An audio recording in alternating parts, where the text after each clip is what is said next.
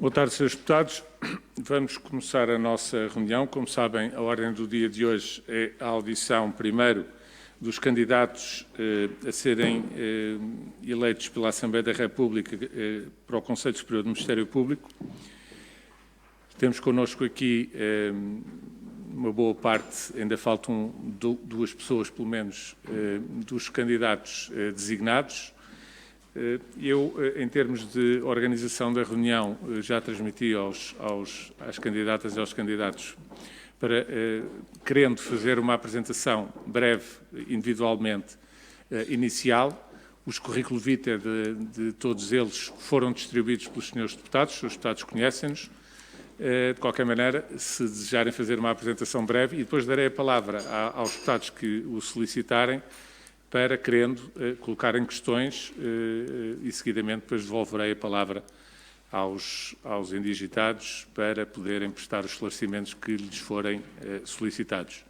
Eu pedi apenas às candidatas e aos candidatos que, quando usarem da palavra, começarem por se identificar, porque os senhores deputados ainda não estão familiarizados com as caras e, portanto, para saberem quem é quem.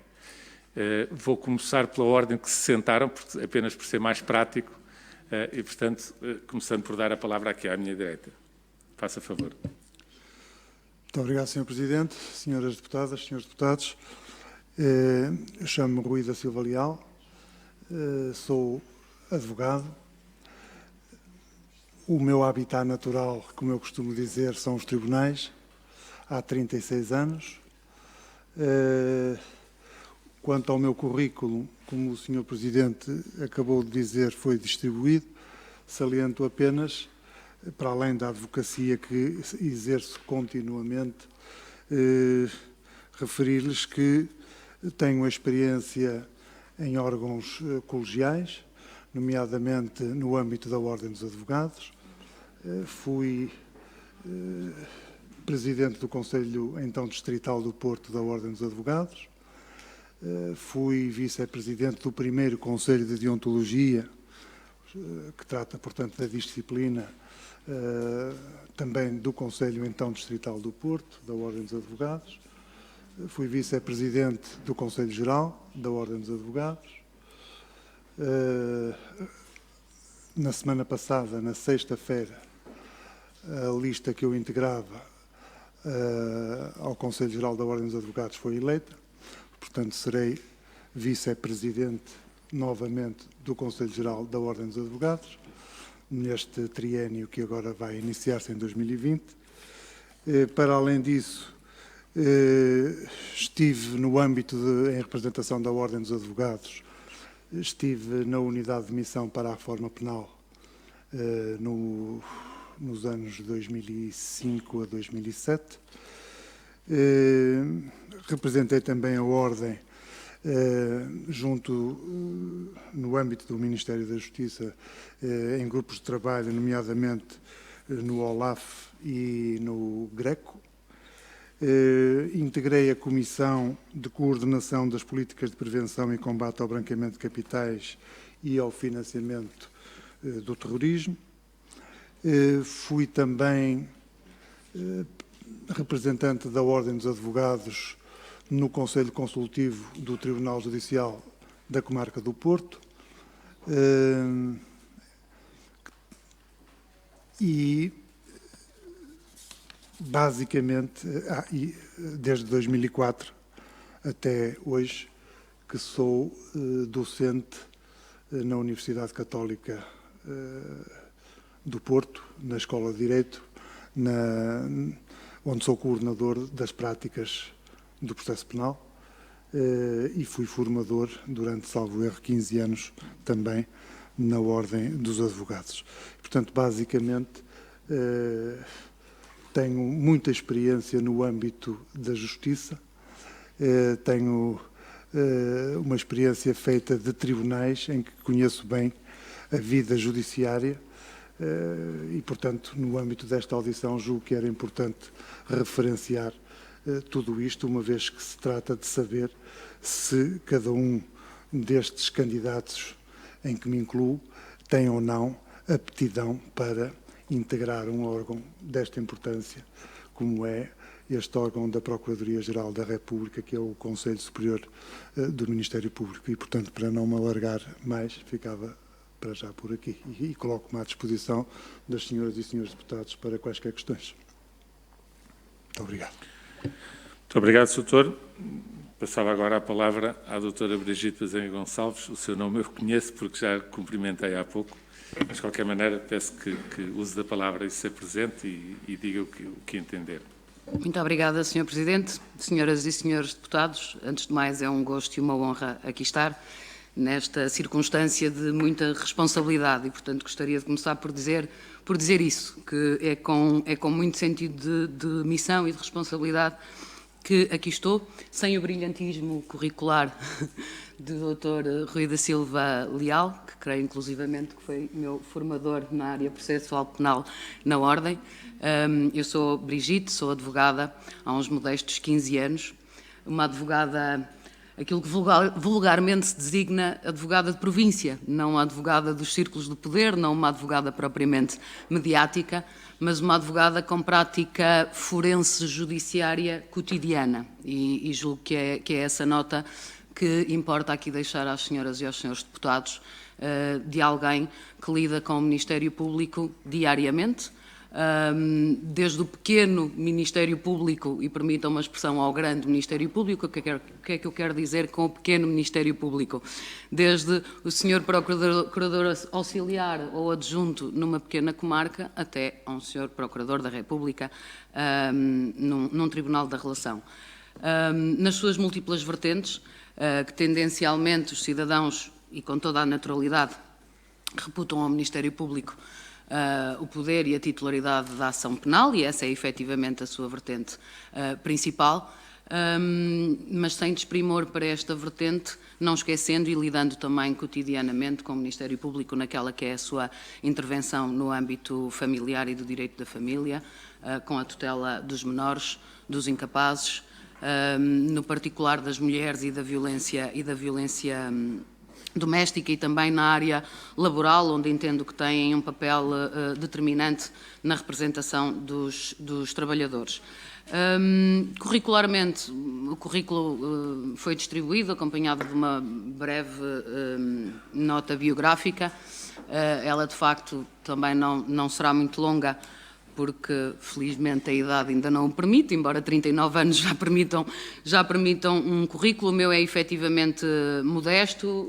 Integrei também agora recentemente, no âmbito da mesma lista Z, os órgãos, neste caso o Conselho Regional do Porto, à Ordem dos Advogados.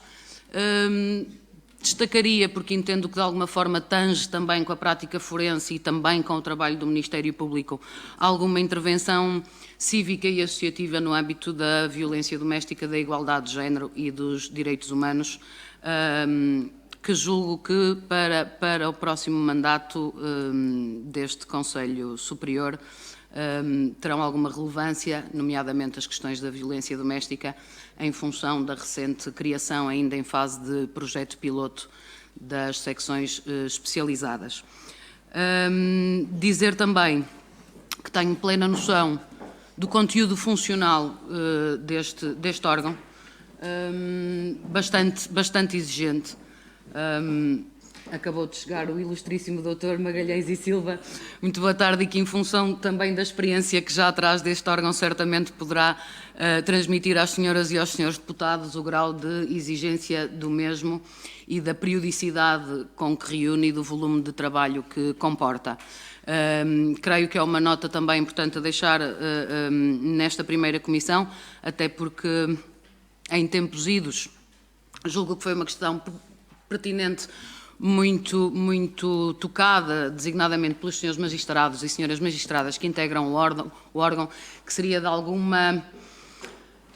absentismo e de alguma falta de comparência no Conselho dos membros designados pela Assembleia da República, e, portanto, gostaria também de deixar às senhoras e aos senhores deputados a certeza de que, naquilo que são as minhas humildes possibilidades, me pautarei pelo trabalho, pela assiduidade e, portanto, cumprindo integralmente o mandato que espero que me confiram e deixando de o fazer, apresentando renúncia se em algum momento entender não reunir as condições, sejam elas profissionais, familiares ou pessoais, para o assumir com a dignidade que esta Assembleia da República merece e que o órgão merece, enquanto órgão com legitimidade democrática, e é nessa condição que seremos indicados por esta Assembleia.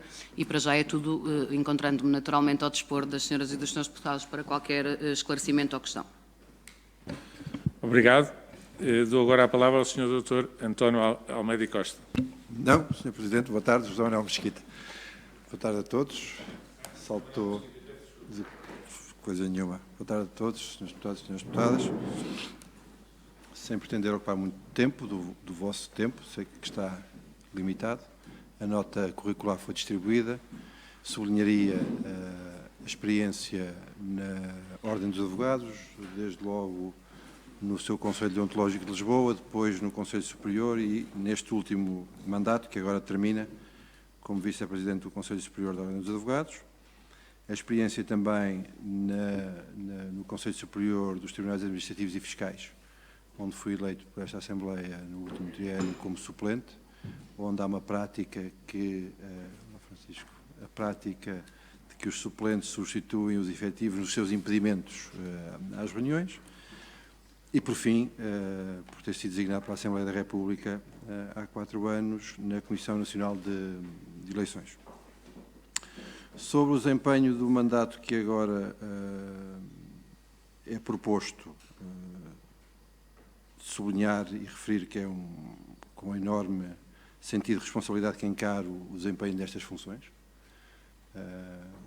atenta à natureza do órgão e atenta à natureza da indicação e da votação nesta Assembleia, e dizer-vos que, sem prejuízo do que me queiram perguntar depois, que eu fico ao compromisso do desempenho com a lealdade das funções que me forem confiadas. Isso.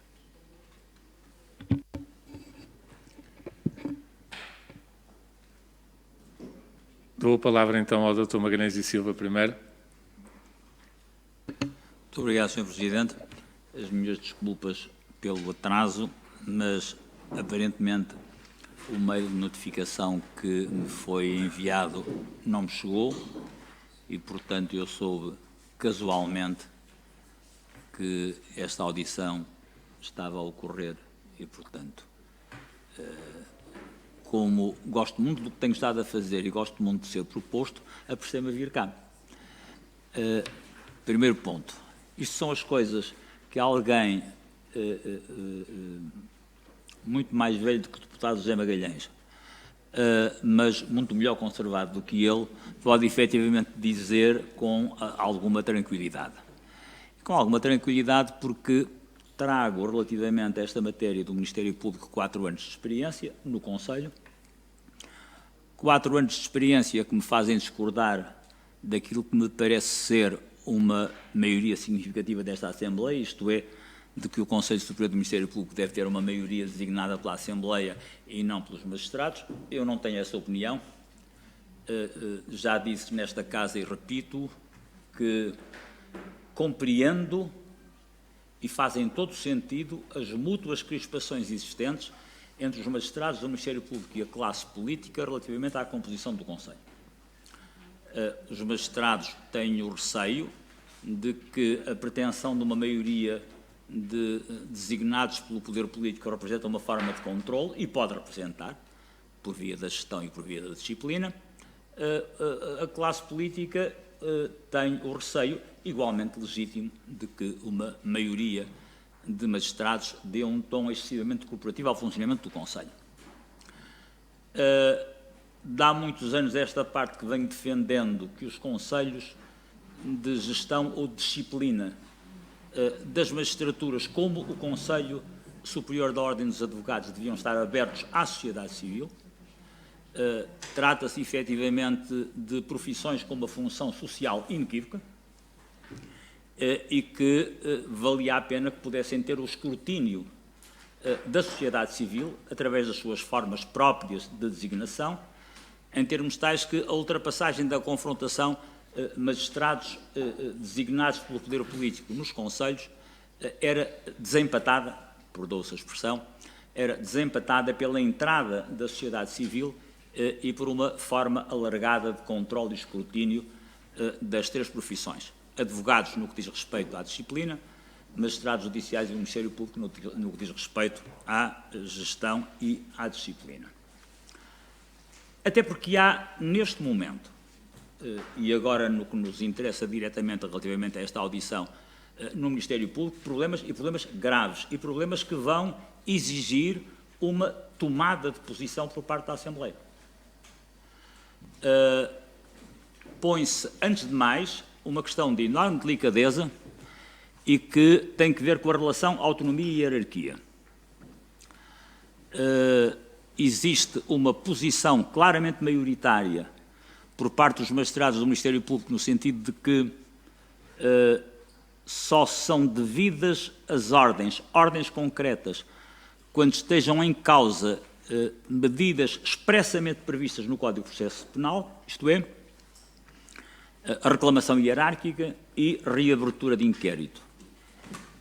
Fora disso, o superior hierárquico só poderia intervir através da substituição do magistrado, o que é bizarro do meu ponto de vista, porque não é medida que esteja prevista no Código de Processo Penal, e o argumento que se tem tirado, e que faz algum sentido, é de que a intervenção dos magistrados do Ministério Público no processo penal se faz nos termos da Lei Processual Penal.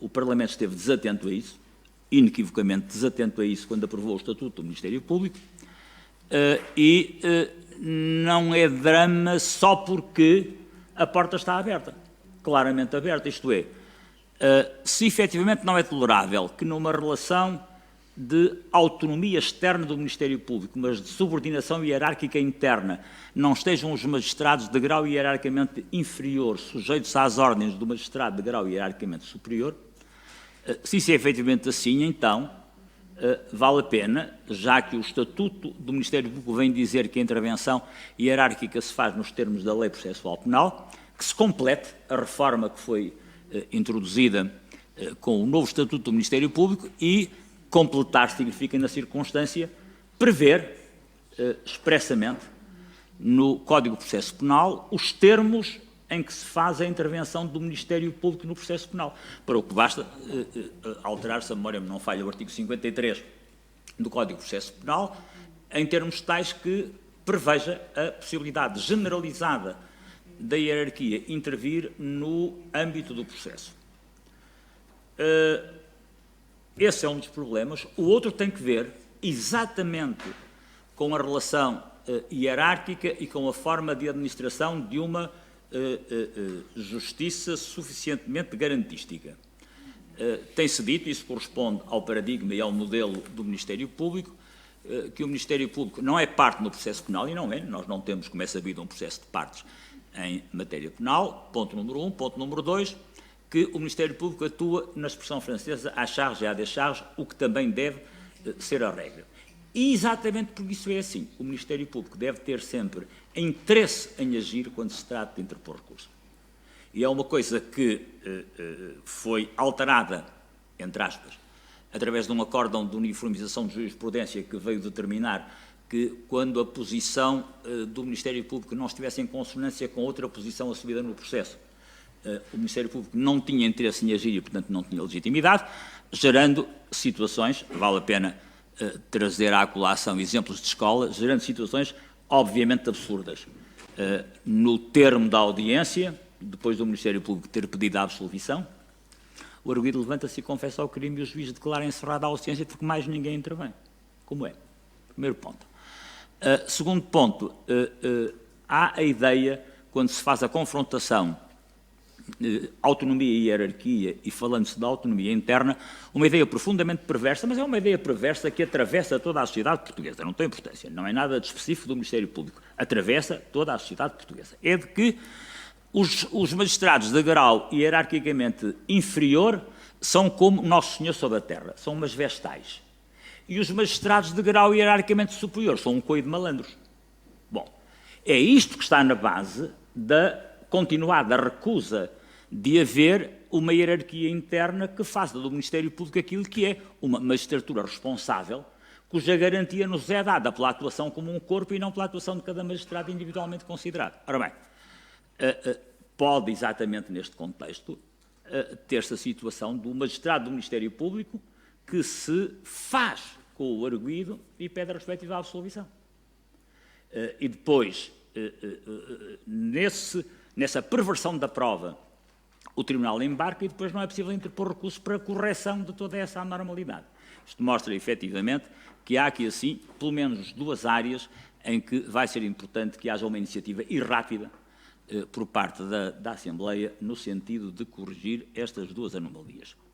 Relativamente ao funcionamento do Conselho, nós, por via de regra, ignoramos, e é natural que ignoremos, uma parte significativa do que é a gestão do Ministério Público. E uma parte significativa do trabalho do Conselho é exatamente a gestão daquela magistratura. E, portanto, isso exige, efetivamente, algum esforço, como dizia a colega, e bem, que não é compatível com não se estar lá sempre. E, portanto, vale a pena o Parlamento ter sempre atenção às situações atuais ou pretéritas, para que não voltem a repetir-se situações que desprestigiaram esta Casa. Isto tem importância porque vai ser necessário, muito difícil chegar a um resultado útil, mas vai ser necessário continuar um esforço relativo aos critérios de classificação dos magistrados do Ministério Público, em que se tem uma situação óbvia e claramente absurda. O grosso dos magistrados do Ministério Público são, efetivamente, geniais. Bom com distinção, muito bom. Bom com distinção, muito bom. Bom com distinção, muito bom. Não há, em parte nenhuma do mundo, nenhuma magistratura que tenha esta qualidade e que possa dar este retrato de si próprio. E isso tem que ver com uma falta de adequada densificação dos critérios de classificação, que não tem sido possível modificar. Eu votarei esta tarde, quando regressar daqui à reunião do Conselho onde estava, eu irei votar contra o regulamento das inspeções do Ministério Público, exatamente porque continua a não consagrar rigorosamente nada que permita, efetivamente, reconduzir a magistratura do Ministério Público a um quadro fiável e crível, com cuidado, todos os cuidados possíveis para não criar situações de injustiça relativa. E, portanto, isto é alguma coisa que não pode ser feito de qualquer maneira. Tem que haver um regime transitório que seja aplicável de imediato a quem entra e, portanto, não tem nem nenhuma surpresa, nem quando chegar o momento em que as classificações sejam relevantes, possa vir a ser prejudicado em comparação com os seus pares, porque os seus pares são todos os que entraram com ele, mas que não vai poder aplicar-se para os outros segmentos, sob pena de se criarem injustiças graves. Não vale a pena ter formas justicialistas de abordar a questão do Ministério Público para depois, de repente, se estar a cair em injustiças relativas graves e que podem ajudar temporariamente a resolver uma parte dos problemas, mas vão criar outros com gravidade. Tem que haver um enorme senso nesse domínio.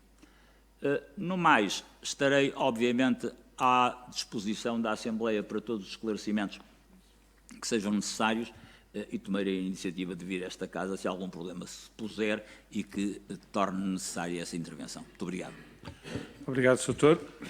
Pergunto agora aos indigitados como membros suplentes se deseja usar a palavra.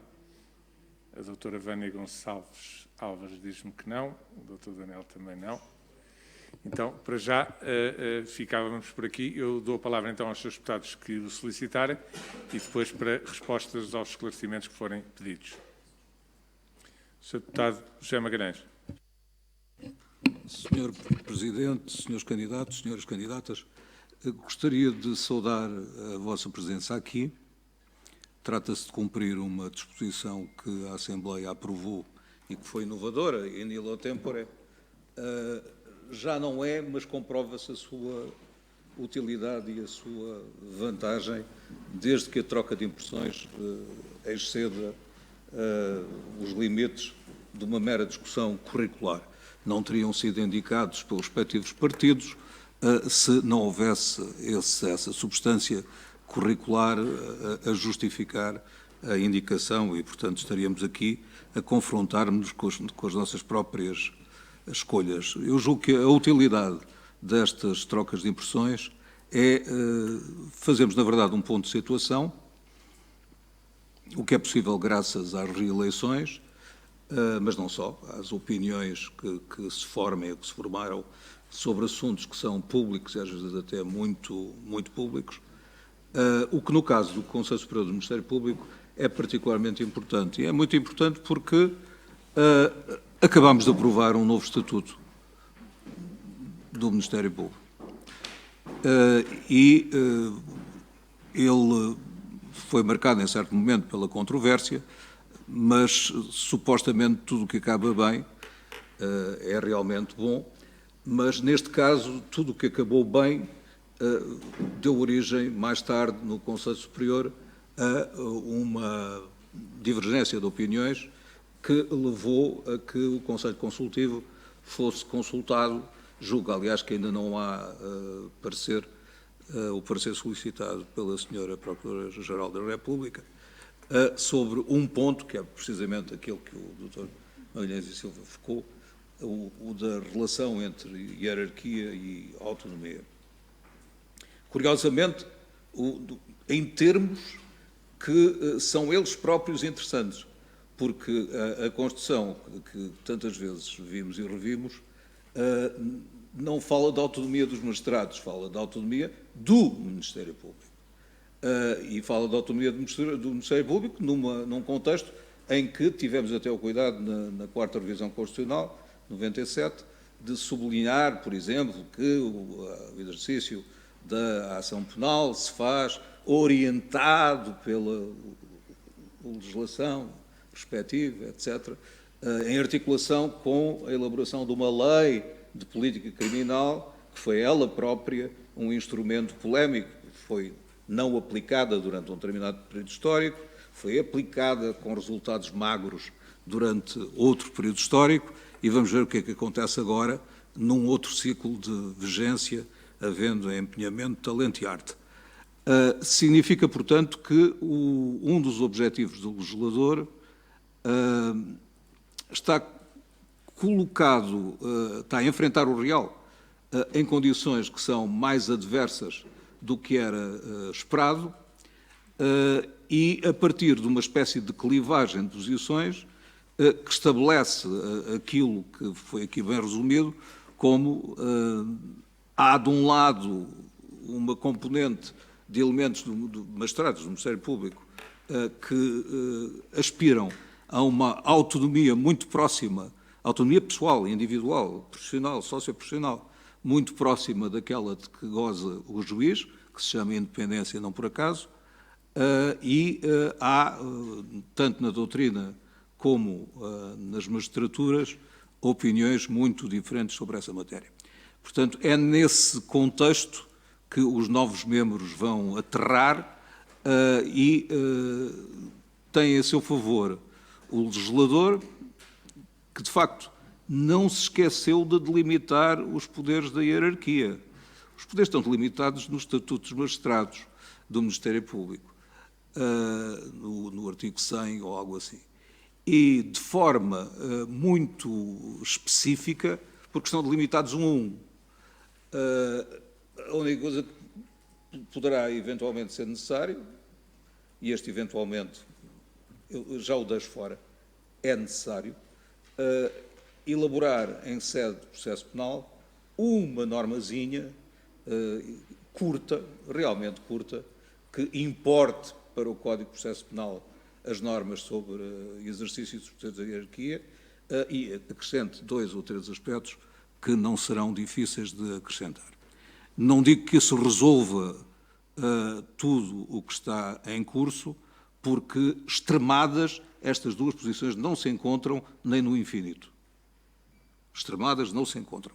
Felizmente a Assembleia da República tem poder decisório nessa matéria e, portanto, mesmo que não se encontrem, encontrar-se-ão aqui na Assembleia da República, espero eu que por consenso alargado dos partidos, porque não é suportável uma situação como aquela que foi caricaturada aqui, e bem, de magistrados inferiores vestais e de magistrados dos outros elementos da hierarquia como criaturas mal intencionadas e agindo infecciosamente sobre os seus subordinados. Portanto, julgo que era vantajoso aprofundarmos este ponto de debate, alargando aos senhores candidatos que não se pronunciaram sobre esta questão. Porque é sobre ela que se iniciará o vosso mandato, não será sobre outra, é mesmo esta. E, evidentemente, aguardamos também nós o parecer, razão pela qual não corremos a apresentar, no início da legislatura, um projeto de lei relâmpago para resolver a questão. Poderia, aliás, lançar mais confusão e atear mais fogo do que aquele que já existe. A outra questão é saber qual é o vosso papel. Porque, de facto, quando a legislação foi feita, e, como sabem, houve debate, a opção sobre a composição do Conselho foi tomada na legislatura passada. Portanto, eu julgo que julgamos nós, que revisitar o tema não ajuda particularmente à tarefa que está pela vossa frente e pela nossa frente. Executar melhor aquilo que o atual quadro legal permite, julgo que é uma boa carta de missão. Executar melhor. E para isso é, obviamente, necessário que se saiba qual é o papel. Porque o papel não é de ser um corpo estranho que prima pela ausência e que não conhece os problemas da magistratura, que está encarregada de gerir, no sentido próprio da palavra. E num certo sentido também, de conduzir estrategicamente, etc., em articulação com o PGR. Qual é o papel específico? O que é que podem fazer de inovador? Nós recebemos aqui uma carta, não é, em que se alertava de modo subtil para a responsabilidade dos membros. Carta do Conselho. Sublinhando que a sua presença era muito importante e, portanto, tivéssemos cuidado com quem íamos eleger, não fosse dar-se o caso de irmos eleger abesentistas, relapsos, passassem disfarçados pelo controlo e pela peneira, e eu, ouvindo uma voz que diz sim, no fim da linha, cá estamos nós para apreciar as faltas e denunciá-las, julgo que é inútil, é redundante, não é preciso, e julgamos que o ativismo que é necessário tem que passar por atos concretos, por coisas concretas, por linhas de ação concretas, por propostas concretas, não do género nós contra eles, mas do nós com a seguinte ideia, procurando juntar à volta deles e federar o maior número possível de membros do Conselho, e incluindo a Sra. Procuradora-Geral da República. Portanto, era sobre este aspecto, o segundo aspecto, também que gostaríamos de vos ouvir. Tomámos nota da referência aos regulamentos de inspeções. Há um outro problema, que é o problema da formação dos magistrados, que é também um problema estrutural, e é um aspecto em que o Conselho tem um papel, porventura, demasiado modesto. E não cabe à Assembleia da República estar a fazer, estamos a fazê-lo, na verdade, não é? Mas estamos a fazê-lo já excedendo as nossas forças, não é? Que é mandando fazer módulos de formação de magistrados das magistraturas sobre violência doméstica. Amanhã será-se um outro aspecto em que se verifique que há um déficit de formação, etc., etc. E há outras coisas que só podem ser resolvidas com assessorias qualificadas para o combate, por exemplo, ao branqueamento de capitais ou para determinados crimes económicos, em que não há maneira nenhuma de, a partir do SES ou com alguns cursilhos do SES, completar a formação que é necessária para enfrentar advogados de peso com advogados e peritos de altíssima qualificação. Portanto, este tema também julgo que merece de discussão. e muito obrigado. Obrigado, Sr. Deputado. Sr. Deputado Carlos Peixoto. Muito obrigado, Sr. Presidente. Cumprimento e saúdo também todas as senhoras e os senhores candidatos a este órgão. E queria começar com uma nota breve, uma nota prévia, que tem a ver com o facto de todos nós sabermos que os senhores candidatos são indicados por partidos políticos, não interessa agora quais. E eu, aqui chegados, quero deixar aqui vincada a minha posição, que só a mim me vincula, de que, a partir da próxima sexta-feira, quando forem a sufrágio, e se a lista for aprovada, como eu espero que seja, a partir daí, os senhores já não são candidatos do partido A, do partido B, do líder A ou do líder B. A vossa idoneidade, o vosso currículo, a vossa capacidade ética, moral e curricular será sufragada por toda a Assembleia da República. Isto é importante ficar vincado, nem que seja só para eu entender aquilo que digo. Não precisa de ninguém aqui entender aquilo que eu disse, mas pelo menos eu fico relativamente sossegado com esta declaração. Dito isto, eu coloco aqui 3 questões, uma delas já foi aqui abordada, porque a mente se deu, e que tem a ver com a dicotomia, com a clivagem entre a autonomia, o princípio da autonomia do Ministério Público e a hierarquia. Já sabemos que o Ministério Público, e quando falamos do Ministério Público, falamos dos procuradores do Ministério Público, obviamente, do órgão e dos titulares do órgão, gozam de autonomia externa, relativamente a terceiros, a outros poderes, e autonomia interna, relativamente a os seus pares. Ora bem, se relativamente à autonomia externa não há nenhum tipo de contestação de que ela se deve continuar a existir, relativamente à autonomia interna, portanto, à autonomia individual de cada magistrado, há quem defenda que uma magistratura hierarquizada deve partir do princípio de que a autonomia deve ceder perante a hierarquia. Esta questão não é esotérica nem é teórica. Ela colocou-se com mais acuidade depois de um processo que eu penso que ainda está em curso, que todos nós conhecemos, é o processo de Tancos, em que um magistrado terá dado ordens expressas ao seu inferior hierárquico no sentido de não ouvir determinadas testemunhas ou de colocar determinadas testemunhas que não tinham sido inicialmente propostas.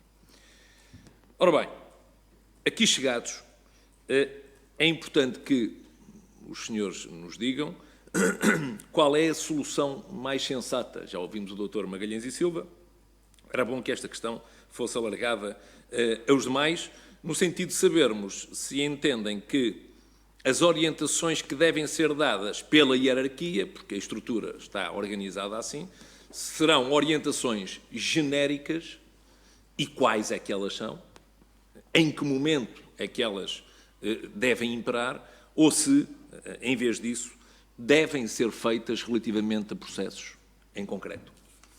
E em que condições, se há ou não há exceções para que isso possa ser feito. É certo que o novo Estatuto do Ministério Público, que nós discutimos acesamente durante a última legislatura, veio colocar aqui um bocadinho de um ponto de ordem na casa, dizendo claramente que as ordens hierárquicas estão limitadas pelas leis do processo penal. Nós estávamos, naturalmente, a pensar no recurso ou na reclamação hierárquica. Agora, estamos aqui perante, digamos, uma zona de sombra no que diz respeito ao inquérito e à condução do inquérito. E é aí que a coisa não é pacífica. É, aliás, tão controversa, como já aqui foi dito. Há, aliás, um pedido de parecer ao Conselho Consultivo da Procuradoria-Geral da República no sentido de vir dizer, ou vir esclarecer quais são os limites da autonomia à luz do novo Estatuto. Depois coloca-se aqui outra questão. se eventualmente o poder hierárquico interferir com uma latitude mais musculada naquilo que é a autonomia técnica de cada um dos magistrados, é importante perceber, no ato da sua avaliação, se nós estamos a avaliar o magistrado ou se estamos a avaliar quem lhe diz para fazer diferente daquilo que ele pensa fazer. É outro problema que se coloca relativamente às avaliações. E, portanto, a pergunta concreta é esta. No vosso entender, até onde é que deve ir a autonomia técnica dos magistrados na condução do inquérito e em que momento é que deve ser, se é que deve ser, e eu penso que deve ser, convocada a hierarquia? Esta questão entronca com uma outra que nós aqui também travamos na discussão do novo Estatuto que entra em vigor dia 1 de janeiro. Já aqui foi falada, aliás, o Dr. Magalhães e Silva começou por emitir a sua opinião acerca das posições que foram manifestadas na altura acerca da composição do Conselho Superior do Ministério Público, e nomeadamente, digamos, da sua paridade ou não paridade, ou distribuição de magistrados ou não magistrados. E se é verdade que essa questão está em posio neste momento, o Estatuto ainda nem sequer entrou em vigor, vai entrar agora, eu acho que houve alguns atores políticos e até judiciários que não resistiram à tentação de apregoar que a proposta na altura feita, elevada do princípio ao fim pelo grupo parlamentar do PSD, de que se deveria ter uma maioria de não magistrados, representava uma tentativa de interferência do poder político no poder judicial. Mas aquilo que eu não me recordo, e eu lembro-me bem de ter feito esta pergunta no seio, na discussão na especialidade do Estatuto, e não vi uma resposta cabal a esta questão. Sendo o Ministério Público uma magistratura hierarquizada e sendo o seu, digamos, líder máximo, representante máximo, ou dirigente máximo, o Procurador-Geral da República, que é um elemento da confiança política do Governo, porque é indicado pelo Governo e nomeado pelo Presidente da República, eu pergunto se a possibilidade da hierarquia poder dar ordens em processos concretos não pode conter o perigo de que, em última análise, as decisões tomadas em alguns processos serem elas próprias induzidas por critérios políticos. Mais concretamente, a questão é esta. Se o Procurador-Geral da República puder dar ordens em concreto sobre a condição de determinado processo, onde, por exemplo, esteja envolvido um membro do Governo, pode acontecer, vai acontecer, está a acontecer, e se, por exemplo, o Procurador-Geral da República der instruções, por exemplo, ao diretor do TSIAP, e se o diretor do TSIAP der, por sua vez, também instruções àquele que está logo abaixo de si na hierarquia, pergunto se corre o risco ou não de ser o próprio Procurador-Geral da República e, por via dele, o poder político a interferir nas decisões em concreto. Ou seja, eu não sei se nós não mantivemos uma porta aberta e fechámos outra. E, portanto, se também por esta via esta questão pode ou não pode acontecer. E, portanto, senhores candidatos, no vosso entender, qual é a melhor forma de evitar que possa haver contaminação política nas decisões ou nos processos sensíveis em fase de inquérito? Última questão, e que tem a ver com questões ligadas ao funcionamento do Conselho Superior do Ministério Público e com o vosso próprio papel, com o desempenho e com o vosso mandato. Nós sabemos que o Conselho Superior tem, pelo menos desde 2006, 2 vogais permanentes nas diversas secções. Mas há 2 vogais permanentes. Na secção, penso que se chama secção permanente, depois há a secção de deontologia e há a secção de avaliação. Um deles vai sair, que é o Dr. Barradas Leitão, e que estava em permanência. Nós sabemos que, a partir de 2006, o Conselho Superior do Ministério Público deu um grande avanço no sentido da eficácia e da produtividade no tratamento de muitos processos que por lá pairavam. O que pergunto, ainda por cima com a saída já anunciada do doutor, ou já confirmada do doutor Barradas Leitão, e com outros antecedentes que nós sabemos que se verificaram por alguns vogais do Conselho Superior do Ministério Público, em primeiro lugar, se tem a noção, claro que a tem, mas se tem a predisposição, esta é a palavra certa, se tem a predisposição ou não para relatar processos, aqueles que vos forem distribuídos, porque não é por acaso que eu faço esta pergunta, porque já houve membros do Conselho Superior do Ministério Público, que se recusaram a fazê-lo. Entendiam que não eram pagos para isso. Enfim, é uma posição. Mas se as coisas tomarem esse caminho, há aqui, digamos, um recuo que é importante sinalizar e, porventura, precaver.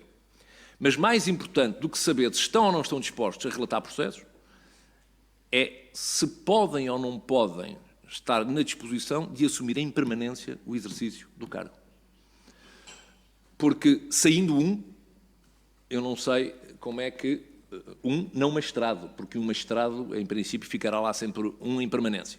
E, portanto, o Conselho Superior do Ministério Público, com o trabalho que tem, não só disciplinar, de avaliação, mas também de análise e de gestão do movimento dos magistrados, que é um trabalho anual e que dura cerca de 4 meses, obriga a que os membros do Conselho Superior do Ministério Público estejam em reuniões, digamos, penso que são as reuniões ordinárias de 15 em 15 dias, mas depois têm um trabalho suplementar que os vincula à presença e à permanência em Lisboa e na sede do Conselho, não direi todos os dias da semana, mas muitos dos dias da semana.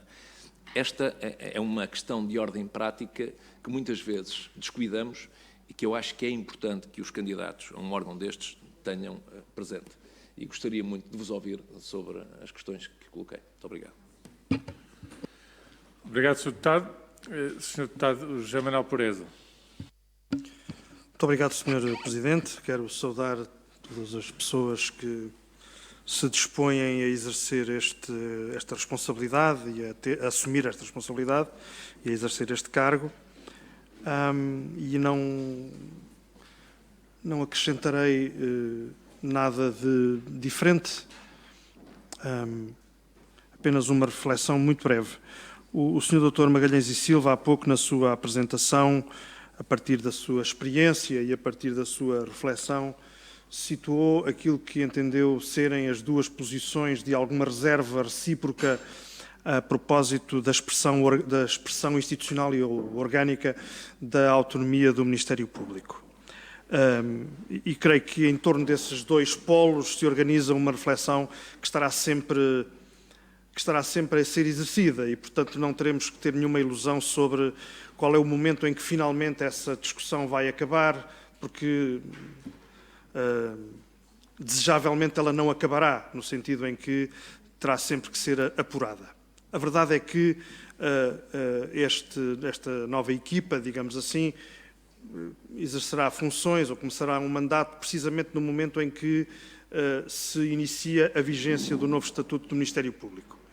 E por isso, independentemente de haver sempre lugar para discussões, também aqui no Parlamento, mas sempre em interação com as pessoas que estão presentes no Conselho Superior do Ministério Público, sobre a afinação necessária, sempre incompleta, das normas que dizem respeito à autonomia e a outros princípios de estruturação e organização do Ministério Público, eu creio que aquilo que se espera da equipa que vier a ser eleita é que seja capaz de, com sabedoria, com prudência, com bom senso, com sentido de equilíbrio e com o arrojo que estas coisas também comportam, ser capaz de duas coisas. Em primeiro lugar, garantir a estabilização do Estatuto.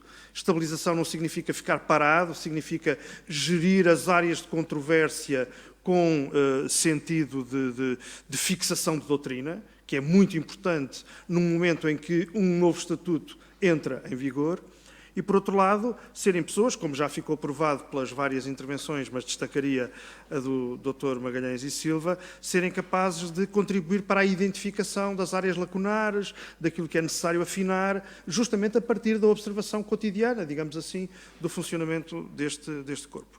E, portanto, mais do que tudo e mais do que estar agora aqui a esgrimir as opiniões que, enfim, em devido tempo colocámos no debate sobre o Estatuto, mas que naturalmente vêm sempre a tempo, o que eu queria era expressar às pessoas que se disponibilizam para assumir esta responsabilidade, desejar que, uma vez eleitos e eleitas, possam ter todas as condições para que o vosso mandato seja coroado de sucesso nesta perspectiva que acabei de referir. Muito obrigado.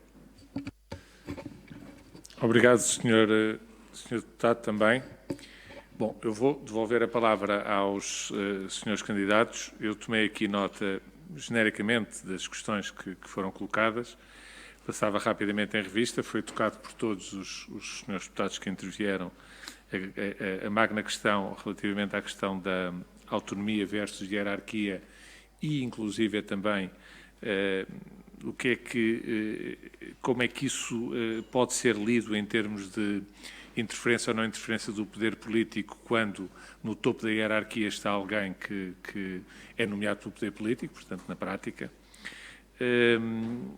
Por outro lado, qual o papel que entendem deve ser exercido pelos membros eleitos no contexto do próprio Conselho, a opinião também que possam ter relativamente à formação de magistrados, bem como a disponibilidade que, pessoalmente, os candidatos eleitos possam ter relativamente à eventual ocupação de uma função de membro em permanência.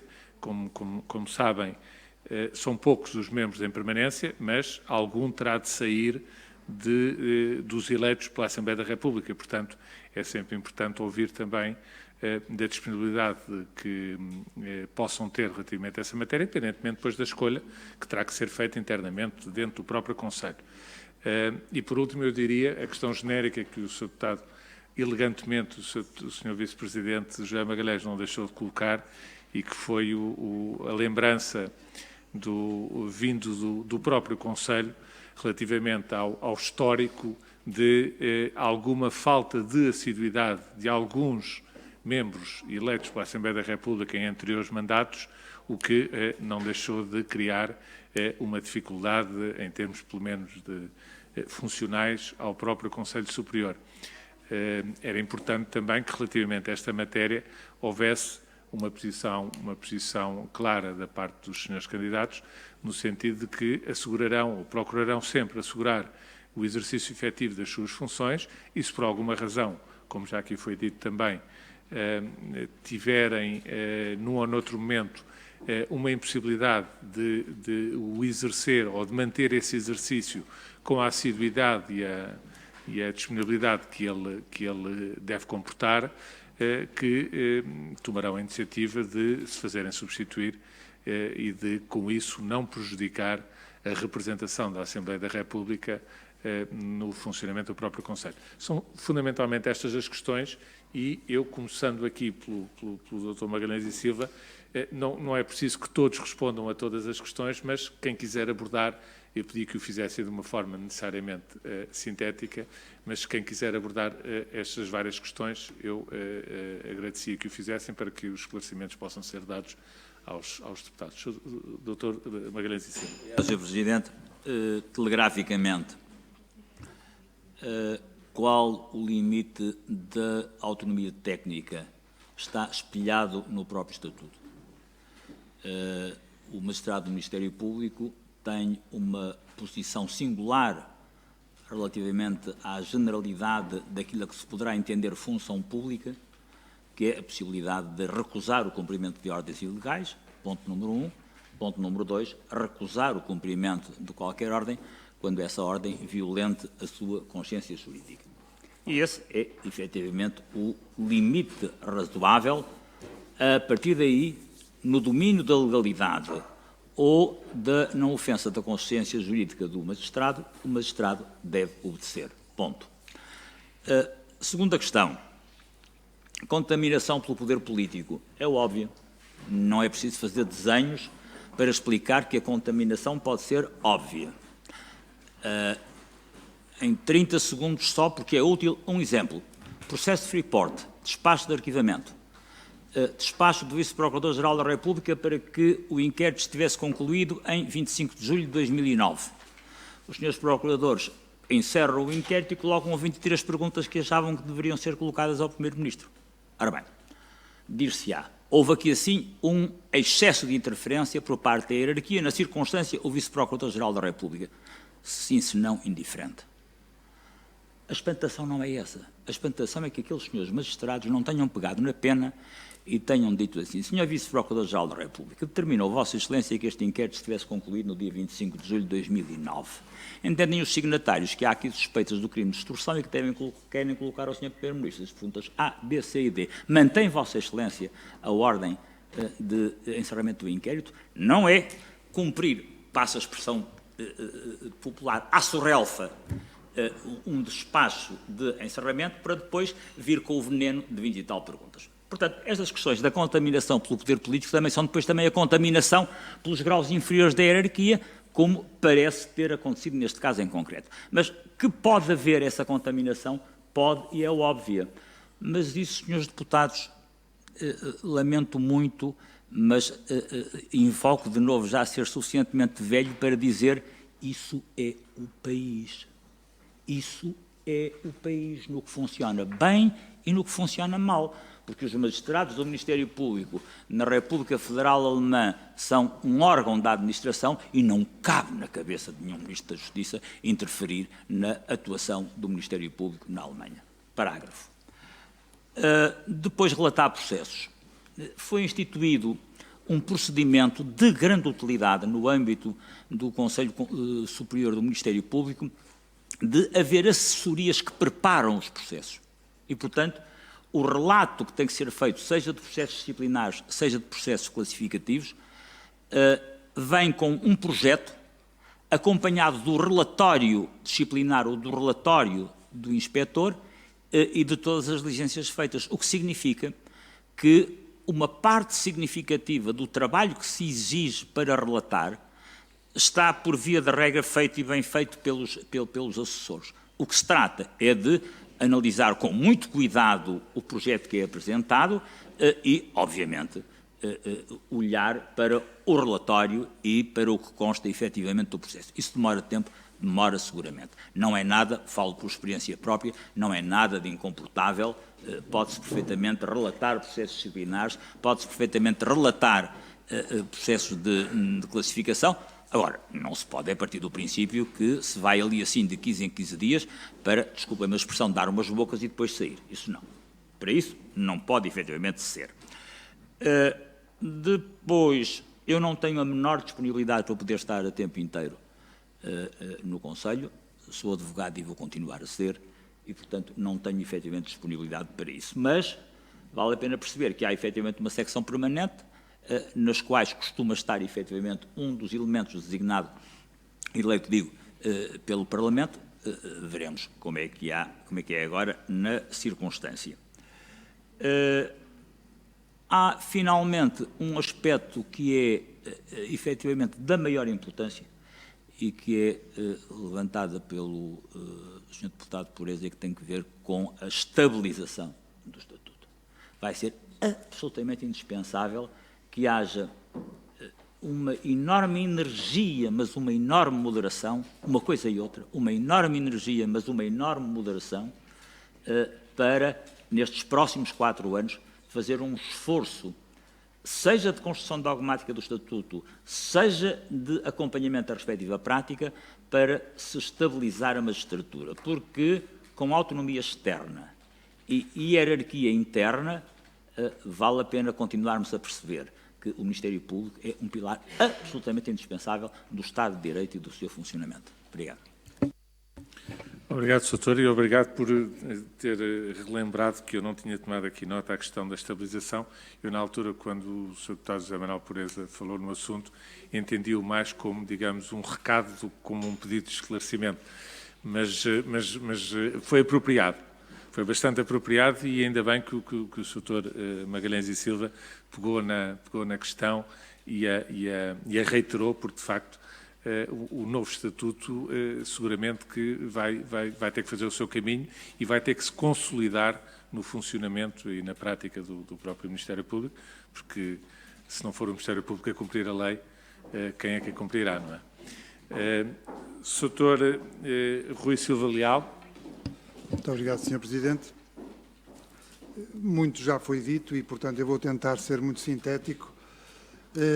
Julgo que há aqui duas questões que são fundamentais, que é a primeira, que tem a ver com a autonomia e a hierarquia do Ministério Público, e outra que tem a ver com a tal estabilização do Estatuto do Ministério Público. E depois há ainda outras questões como esta, que eu posso responder desde já, da permanência no órgão. Eu não tenho disponibilidade para estar a tempo inteiro no Conselho Superior do Ministério Público, mesmo tendo um vencimento, porque eu, como o Sr. Dr. Magalhães e Silva, sou advogado e é a profissão mais bela do mundo de que eu não prescindo de maneira nenhuma, e vou morrer advogado com toda a certeza. E, portanto, não vou passar a ser, durante os próximos 4 anos, membro permanente do Conselho Superior do Ministério Público, porque isso exige presença diária, constante, no Conselho, e não tenho essa disponibilidade. De resto, no que respeita à questão da autonomia e da hierarquia, eu lembro, como aliás disse muito bem o Sr. Deputado José Magalhães, que a nossa Constituição, no artigo 219, refere que o Ministério Público goza de autonomia, não os agentes, os magistrados em concreto do Ministério Público. Esses, diz a mesma norma, logo no número 3, ou no número 4, que os magistrados do Ministério Público são responsáveis e hierarquicamente subordinados. Na mesma norma, o legislador constitucional quis fazer a diferença. O Ministério Público é autónomo relativamente aos outros poderes, sejam eles quais forem, e tem que ser assim, obviamente. É tal denominada autonomia externa. Basta lembrar que o Ministério Público tem o exclusivo da ação penal. E, portanto, nos termos também da Constituição da República, do mesmo artigo 219. E, portanto, há que ter aqui esta cautela total, suprema, de que o Ministério Público não pode estar agora com quaisquer interferências de quaisquer órgãos, sejam eles quais forem. Tem que ter total autonomia. Há apenas aquela exceção quando o Estado é parte em ações judiciais, em que, porventura, é necessário que o Ministro da Tutela tenha que dar alguma instrução ao Ministério Público, que é quem representa o Estado, nomeadamente para desistir, confessar, transigir, e isso costuma suceder. Mas, fora isso, a autonomia tem que ser total. Agora, o problema que se coloca é muito mais importante, porque quanto a esse julgo que não há dúvidas, a autonomia externa é indubitável e tem que ser assim. O problema que se coloca é relativamente ao magistrado autónomo em concreto que trabalha o processo a processo. E aí não podemos esquecer que, evidentemente, que há interferências por vezes, ou parece haver por vezes interferências políticas, mas como diz o Sr. Dr. Magalhães e Silva, é o país que temos e não vamos conseguir, com toda a certeza, neste ou noutro caso, evitar que haja pelo menos essas tentativas. Mas temos é que ter uma legislação que, tanto quanto possível, impeça que tal suceda.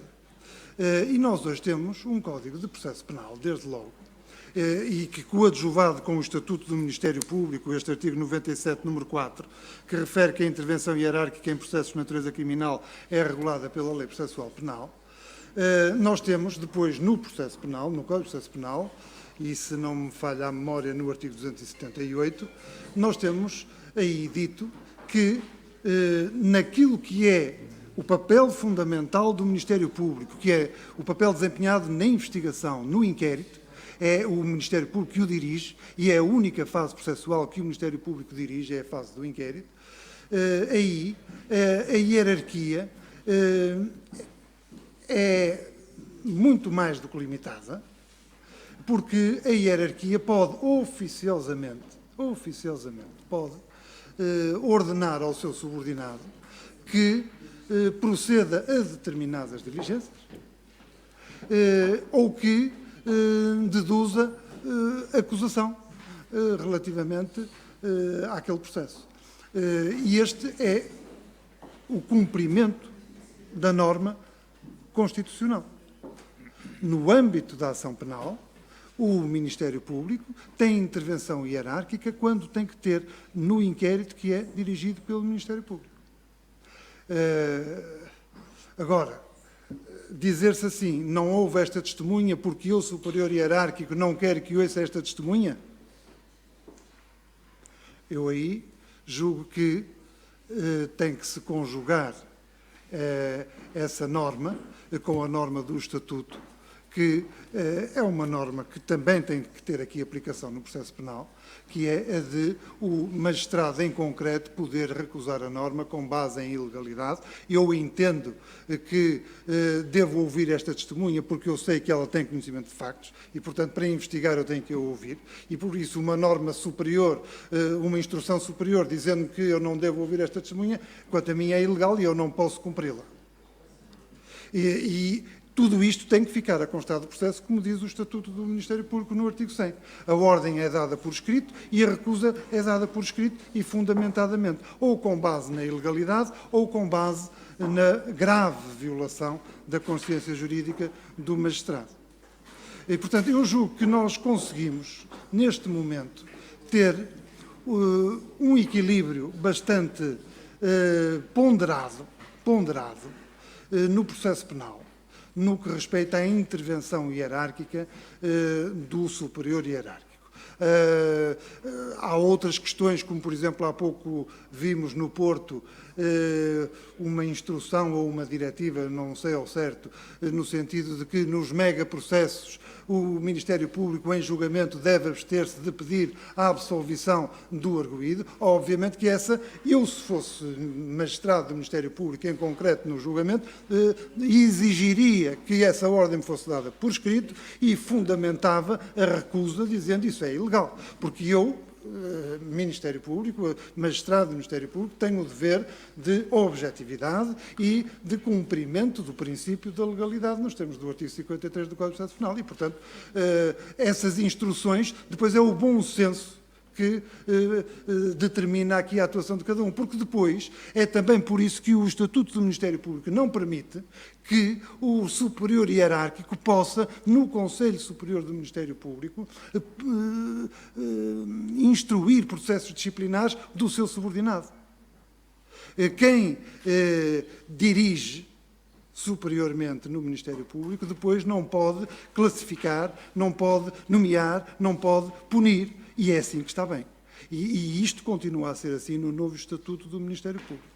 Aqui é um estatuto, já agora, comparado com o anterior que estava previsto na Lei 48/86, salvo erro, é um estatuto hoje muito mais densificado, mais pormenorizado, mais concreto e que estou convencido que tem muita substância para poder estabilizar-se de uma forma equilibrada, sensata, ponderada. Julgo que é um estatuto que, por ser mais concreto nas suas normas, permite que se compreenda melhor o que o legislador pretendeu com determinadas normas. No que respeita ainda E, portanto, nesta questão da autonomia e da hierarquia, eu julgo que o caminho não é o de alterar.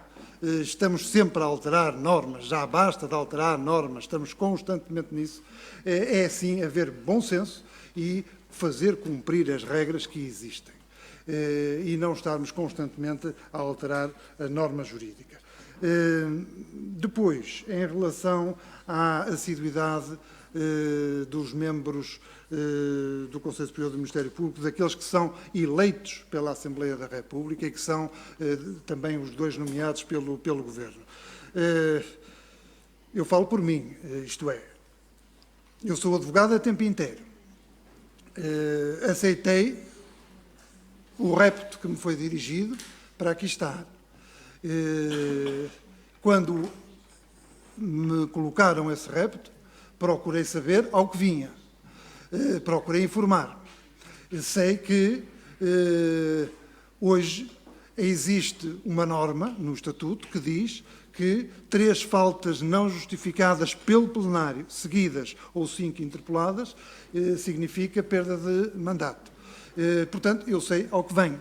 Eu quero estar em todas as reuniões, eu quero intervir em todas as reuniões, não quero permitir-me aculturar-me, quero ter sempre a minha inteira independência, como sempre tive, dizer aquilo que me vai na alma e que entendo que é melhor para a qualidade da justiça, e concretamente da gestão dos quadros do Ministério Público nas suas diversas vertentes, e quero, obviamente, despachar os processos que me forem distribuídos, que eu espero sempre que não sejam muitos, porque tenho também uma vida cheia, uma vida profissional muito, muito intensa, mas estou habituado a isso e, portanto, não tenho receio do trabalho que me vier a cair nas mãos. Apenas fiquei um pouco surpreso com o que disse o Sr. Dr. Magalhães e Silva, no que respeita à existência de assessores que nos trazem o processo preparado, nomeadamente os processos disciplinares. Eu quero ver as provas todas que foram analisadas. Trazem-me um projeto, mas eu quero ver tudo, obviamente, porque senão não consigo ficar de consciência absolutamente tranquila. Tenho que ver as diligências de prova que foram efetuadas, tenho que ver o processo, tudo aquilo que existe no processo, e para depois poder, ponderadamente e de forma equilibrada e sensata, verificar se aquilo que é proposto em termos de projeto se está de acordo com aquilo que eu penso ou não, e, nessa altura, verter a minha opinião. Poderá ou não ser perigoso, espero para ver, quero ver como é que funciona, estou muito curioso se porventura vier a ser eleito. Finalmente, no que respeita à formação dos magistrados, penso que é absolutamente essencial e penso também que é, hoje em dia, ainda de uma fragilidade muito grande. É necessária uma formação especializada em determinadas matérias, em que se nota grande fragilidade do Ministério Público, e a formação contínua tem que ser realmente contínua, que me parece que hoje em dia não é. Passa, salvo erro, por obrigatoriamente 2 formações anuais, o que me parece realmente muito pouco. E, portanto, eu não queria alongar mais, ficava por aqui, Sr. Presidente, peço desculpa se demorei muito. Esclarecimento. São 30 segundos para dizer que... Dr. Magalhães e Silva, eu pedi que fosse 30 segundos. sintético. A questão relativa aos assessores não dispensa, como eu tive ocasião de referir, nem a leitura dos relatórios, seja o relatório disciplinar, seja o relatório de inspeção, seja a análise dos respectivos processos. E depois desses elementos há uma concordância com o teor geral do projeto muito bem, aperfeiçoa-se ou mantém-se, não há e é refeito, pura e simplesmente. Obrigado, eu acho que isso tinha ficado claro. A surpresa do Dr. Silva Leal tem que ver apenas com o desconhecimento que isso acontecia, mas depois a prática o esclarecerá. Doutora Brigitte Gonçalves. Muito obrigada, Sr. Presidente. rapidamente, até porque muito já foi dito e muito do que foi dito eu partilho inteiramente com a opinião dos ilustres doutores que me antecederam, e começando pelas funções no Conselho, até porque na minha intervenção fiz questão de focar essa disponibilidade. E a disponibilidade para cumprir com assiduidade foi também uma preocupação que coloquei a mim mesma no momento em que me foi endereçado este honroso convite. O Dr. Silva Leal diz que tem a profissão mais bonita do mundo, mais bela. Eu concordo inteiramente. Arrisco a dizer que eu, neste momento, tenho as duas profissões mais belas do mundo, que é a de advogada e a de mãe, há 2 meses, e, portanto, necessitei naturalmente de uma profunda ponderação para aqui estar e para aceitar este convite. Dá-se também a circunstância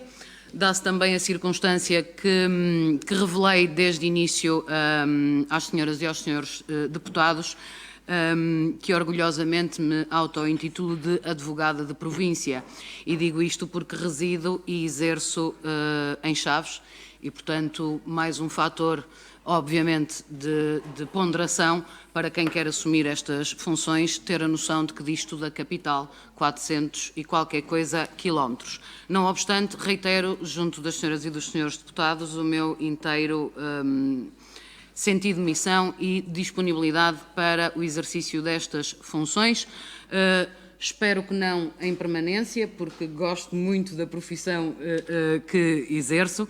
Digo espero que não em permanência, porque daquilo que já me foi dado a conhecer, corrigir-me-á o Dr. Magalhães e Silva se assim não for, julgo que, com exceção da secção permanente, nas demais temos processos e temos condição por sorteio, e, portanto, veremos o que os sorteios ditam.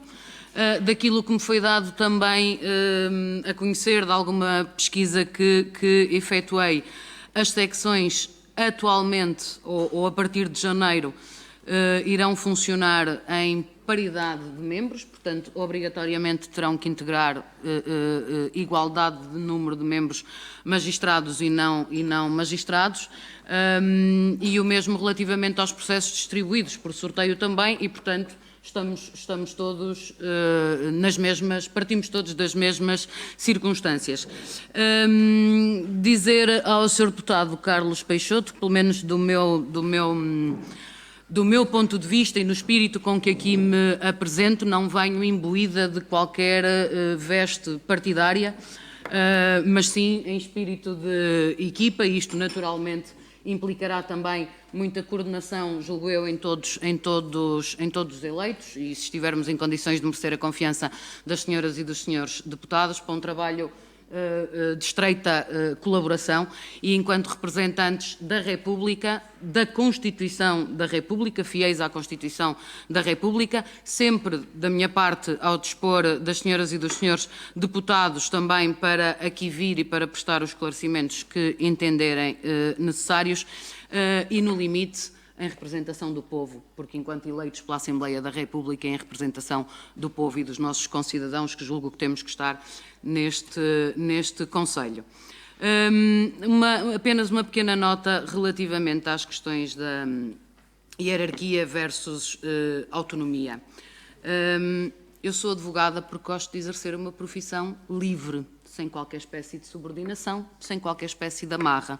E talvez por isso sou advogada e talvez por isso não segui precisamente a magistratura, designadamente a do Ministério Público. E quero com isto dizer que a autonomia, como já foi dito, e para mim, sem qualquer espécie de dúvida, é inabalável e inatacável no que concerne aos demais poderes. Não me parece que possa ser posta em causa quando se integra uma hierarquia funcional. Percebo, não obstante, que cada um de nós, enquanto profissional, tem o seu brio, e dentro do seu brio não permitirá que belisquem com a sua discricionariedade técnica. Mas, como também já aqui foi dito, julgo que encontramos, ou que encontrou o legislador, válvulas de escape suficientes que permitam aos diferentes patamares da hierarquia do Ministério Público, se exercerem devidamente os seus poderes-deveres, e na dialética que uma hierarquia implica, ou do superior hierárquico avocar o processo quando entenda que assim seja necessário e, portanto, retirar ao titular da investigação aquela investigação, quando entenda que ela não está a ser devidamente conduzida, e o mesmo ao magistrado subordinado, digamos assim, relativamente ao poder-dever que tem de exigir que a ordem, quando direta e num concreto processo, lhe seja dada por escrito, que a indicação seja expressa e que passe a constar do processo de inquérito e que objete com a sua consciência jurídica ou invocando a ilegalidade da mesma sempre que tal se lhe afigure. E, portanto, isto dá uma folgada margem, volto a dizer, para quem exerça o seu poder-dever imbuído do conhecimento que estas funções também implicam, do mérito e da discrição com que a atuação da magistratura do Ministério Público também se deve pautar. Naturalmente que, e só para dar uma última nota, não me alongando mais, Sr. Presidente, toda esta dialética e todo este dever de cada um dos patamares hierárquicos se exercerá melhor quanto melhor e mais clara se proceder à classificação, à colocação e à nomeação. Nós temos que ter a certeza, e digo nós cidadãos, temos que ter a certeza que em cada patamar hierárquico do Ministério Público estão efetivamente os melhores, os mais competentes, os mais discretos, os mais capazes, devidamente colocados e classificados com critérios absolutamente claros e transparentes. E julgo que esse é também um desafio para o próximo mandato e no qual comprometo-me também a inteiramente me empenhar. Muito obrigada, Sr. Presidente. Obrigado, Doutora. Por fim, Dr. José Manuel Mesquita. Presidente, muito obrigado. 3 notas. Quanto ao tema da autonomia, suponho que ninguém tem dúvidas sobre a autonomia externa com subordinação hierárquica interna. O tema que se põe é qual é o limite da autonomia técnica do magistrado no caso concreto. E eu aqui queria fazer 2 notas. Uma é que este tema deve ser tratado com muita delicadeza, porque rapidamente o tema se discutirá em torno daquilo que aqui foi dito por nós, o período da contaminação política da decisão do magistrado, os exemplos utilizados quanto à ordem dada por um vice-procurador a um procurador, o processo que estava em causa, se está em sede de inquérito a um membro do governo ou a um titular de órgão político. E isso é uma discussão que rapidamente resvala para o patamar da insegurança, para o patamar da desconfiança, e eu diria que sobre isso vale a pena fazer um esforço muito empenhado de preservar-se a cada momento, independentemente da opinião que cada um de nós tenha sobre esta matéria, o tema da confiança da comunidade no sistema de justiça e na aplicação da justiça.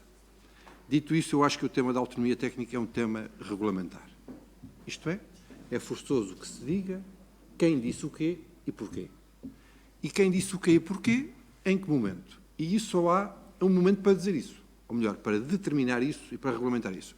Código de Processo Penal. É aí que eu acho que tem que se fazer a explicitação do que é a autonomia técnica e até que ponto é que um magistrado pode ou não recusar, deve ou não recusar, enfim, digo, mais uma vez, uma matéria regulamentar em sede de Código de Processo Penal, porque me parece, primeiro, que a matéria é processual, e, portanto, tem a ver com a autonomia técnica no quadro de um processo, e aqui a questão que foi levantada foi relativamente à fase de inquérito, onde poderia haver dúvidas sobre isso, e, portanto, essa é a minha opinião sobre o tema da autonomia técnica, que não da autonomia externa, nem da subordinação hierárquica da magistratura do Ministério Público. A segunda nota, e isto resolve o problema que o Sr. Deputado levantou, digo eu, quanto à avaliação do magistrado que, cumprindo uma instrução, acaba por vir a ser avaliado. Bom, tem que se avaliar os dois, não é? Porque se sabe quem disse o quê e porquê, ambos serão objeto de avaliação no momento próprio, e é óbvio que teremos que retirar aquele que cumpriu uma ordem por escrito. Não, quando eu digo Código de Processo Penal, é a ordem, sim. A ordem tem que ser dada por escrita, porque tem que saber quem é que disse o quê e porquê. é da natureza da fundamentação dos atos processuais. Isso é um ato processual. Portanto, não me passa pela cabeça que seja de outra forma, ou possa ser de outra forma, quer pela natureza do Código de Processo Penal e das normas processuais, quer por este princípio ou por este valor sagrado da confiança da comunidade no sistema de justiça e na aplicação da justiça. O segundo tema tem a ver com aquilo que o Sr. Deputado José Magalhães perguntou ou estimulou que nós procurássemos executar melhor este mandato. As condições deste mandato já foram ditas, há que estabilizar um novo Estatuto do Ministério Público. O tema que não está no Estatuto e ficou fora do Estatuto, mas que assombra, diria eu, recorrendo a uma linguagem que seria a sua, este Estatuto é a formação da composição do próprio Conselho Superior do Ministério Público. É uma matéria que é latente ao desempenho destas funções. Aqui foi dito que deveríamos nós, aqueles que são os membros do Conselho não magistrados, fazer um esforço para com os membros do Conselho que são magistrados e, portanto, as dicotomias estão estabelecidas, as fronteiras e as linhas divisórias estão estabelecidas. Vai ser um exercício muito difícil. Veremos se somos todos, magistrados e não magistrados, capazes de fazer esse exercício, começando, nomeadamente, pelo tema da autonomia técnica e da definição do conteúdo da autonomia técnica, mas sim, isso é já. Mas quanto àquilo que se pode fazer melhor, a densificação dos critérios de avaliação dos magistrados do Ministério Público é urgente, é fundamental, por duas razões: para que se faça uma melhor avaliação e para que se deixe cair a suspeição de que temos a melhor magistratura do mundo em cima de bons e muito bons. Não é sustentável que uma magistratura possa ver posta em causa a sua qualidade por causa da possibilidade deste tipo de afirmação, que é verdade. A verdade dos factos é essa, quem for ver os números constata isso, e, portanto, eu digo que é um esforço que interessará a todos, magistrados e não magistrados. O tema da formação também estará nesse território em que os que aqui são agora eleitos, se assim for a lista no dia 20, poderão contribuir decisivamente, até porque, e passo para a terceira questão, para me filiar na profissão que também tenho, que é advogado em exclusividade de funções há mais de 2 décadas, para dizer que podemos aí ter um contributo na formulação, como esta Assembleia já teve, na abertura de novos territórios à formação dos magistrados, e suponho que aí o contributo pode ser importante. Quanto à terceira e última questão, que é o tema da permanência. Bom, o tema da permanência, que é uma contingência da aceitação desta indigitação e da eleição do próximo dia 20. E é uma contingência que abrange todos aqueles que forem eleitos no dia 20. É um tema muito difícil. Até agora contei 4 advogados, todos a reverem-se na mais bela profissão do mundo, todos com uma agenda impossível, todos, mas essa é a verdade. É uma das contingências desta designação e teremos que encontrar uma solução que responda a isso no quadro daquilo que serão as necessidades do Conselho Superior do Ministério Público, das quais não tenho dúvidas que encontraremos. E com isto disse. Muito obrigado.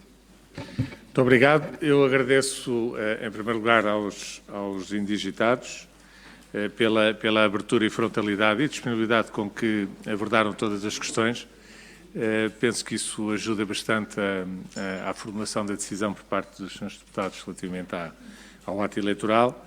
Agradeço também a compreensão do Sr. Deputado Jorge Lacão, que não pôde estar porque estava noutra comissão, não pôde estar desde o início nesta reunião e gostaria ainda de usar da palavra, mas de facto com o adiantado da hora e a outra audição que temos a seguir, agradeço a sua compreensão Mas seguramente que se ouvir a gravação desta audição, uma boa parte, se não a grande parte das suas dúvidas, poderão encontrar uma resposta adequada. Mas, de qualquer maneira, agradeço a sua compreensão. Termina aqui, então, esta audição. Deixar a nota apenas que faltou nesta audição o Dr. António Almeida e Costa, que enviou já um mail que eu mandei distribuir por todos os senhores deputados. Extraordinariamente, como já aconteceu, por impossibilidade prática de última hora, não pôde estar aqui connosco hoje. Oferece extraordinariamente, como já aconteceu em outras alturas, o merecimento do seu currículo, pedindo a compreensão dos senhores deputados, como entenderem, na apreciação que vão fazer até à próxima sexta-feira. Agradeço a todos. Eu vou interromper a sessão por breves minutos, apenas para acompanhar os indigitados na saída e para trazer os membros indigitados da CNE, cuja audição faremos imediatamente de seguida.